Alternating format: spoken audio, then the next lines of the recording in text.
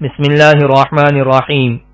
صرف 5 منٹ کا مدرسہ قرآن و حدیث کی روشنی میں 164واں دن 14 جمادی الثانیہ۔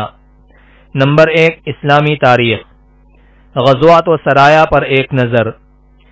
رسول اللہ صلی اللہ علیہ وسلم نے جس لڑائی میں بذات خود شرکت فرمائی ہے اس کو غزوہ کہتے ہیں، اور جس میں صرف صحابہ کرام کو بھیجا اس کو سریہ کہتے ہیں۔ آپ صلی اللہ علیہ وسلم ہمیشہ دشمنوں کے ساتھ صلح کے خواہشمند رہتے تھے۔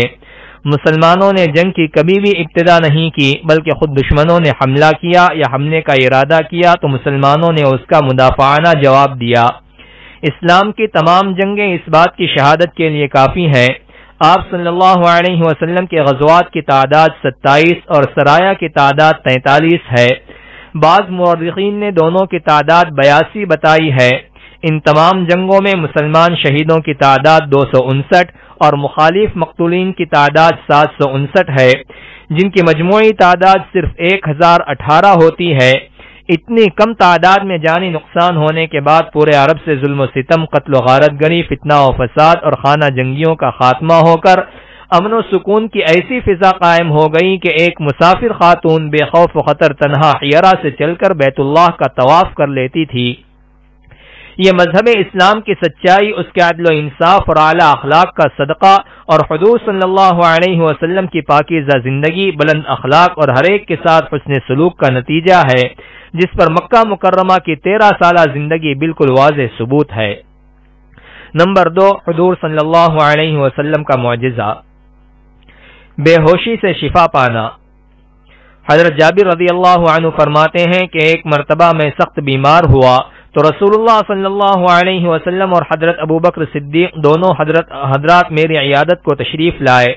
یہاں پہنچ کر دیکھا کہ میں بے ہوش ہوں تو آپ صلی اللہ علیہ وسلم نے پانی منگوایا اور اس سے وضو کیا اور پھر باقی پانی مجھ پر چھڑکا، جس سے مجھے افاقہ ہوا اور میں اچھا ہو گیا۔ نمبر 3، ایک فرض کے بارے میں، غسل میں پورے بدن پر پانی بہانا۔ رسول اللہ صلی اللہ علیہ وسلم نے فرمایا، جسم کے ہر بال کے نیچے ناپاکی ہوتی ہے، لہذا تم بالوں کو دھو اور بدن کو اچھی طرح صاف کرو۔ فائدہ، غسل میں پورے بدن پر پانی کا پہنچانا فرض ہے، اس لیے خصوصاً سر کے بالوں، داڑھی وغیرہ کی جڑ میں پانی پہنچانا چاہیے اور عورتوں کو اپنے بال کھول کر غسل کرنا چاہیے تاکہ پانی بالوں میں پہنچ جائے۔ نمبر 4، ایک سنت کے بارے میں، وضو کے بعد کی ایک خاص دعا۔ آپ صلی اللہ علیہ وسلم نے فرمایا، جو وضو کرے اور یہ دعا پڑھے تو اسے ایک کاغذ میں مہر لگا کر اس کا بدلہ دینے کے لیے عرش کے نیچے رکھ دیا جاتا ہے، پھر اسے قیامت تک کوئی نہیں کھول سکتا۔ وہ دعا یہ ہے، سبحانک اللہم و بحمدک، اشہد ان لا الہ الا انت، استغفرک اللہم و اتوب الیک۔ ترجمہ، اے اللہ، آپ کی ذات پاک ہے، آپ ہی کے لیے تعریف ہے، میں گواہی دیتا ہوں کہ آپ کے سوا کوئی معبود نہیں، آپ ہی سے مغفرت چاہتا ہوں اور توبہ کرتا ہوں۔ نمبر 5، ایک اہم عمل کی فضیلت، فیصلہ کرنے پر اللہ کی رحمت۔ رسول اللہ صلی اللہ علیہ وسلم نے فرمایا، فیصلہ کرنے والے کے ساتھ اس وقت تک اللہ کی رحمت ہوتی ہے جب تک وہ ظلم نہیں کرتا، پھر جب وہ فیصلہ کرنے میں ظلم کرتا ہے تو اس سے اللہ کی رحمت دور ہو جاتی ہے اور شیطان اس پر مسلط ہو جاتا ہے۔ نمبر 6، ایک گناہ کے بارے میں، کفر کی سزا جہنم ہے۔ قرآن میں اللہ تعالیٰ فرماتا ہے، جو لوگ کفر کرتے ہیں تو اللہ تعالیٰ کے مقابلے میں ان کا مال اور ان کی اولاد کچھ کام نہیں آئے گی اور ایسے لوگ ہی جہنم کا ایندھن ہوں گے۔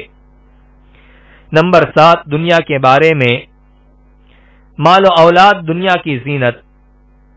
قرآن میں اللہ تعالیٰ فرماتا ہے، مال اور اولاد یہ صرف دنیا کی زندگی کی ایک رونق ہے، اور جو نیک اعمال ہمیشہ باقی رہنے والے ہیں وہ آپ کے رب کے نزدیک ثواب اور بدلے کے اعتبار سے بھی بہتر ہیں اور امید کے اعتبار سے بھی بہتر ہیں، لہذا نیک عمل کرنے کی پوری کوشش کرنی چاہیے اور اس پر ملنے والے بدلے کی امید رکھنی چاہیے۔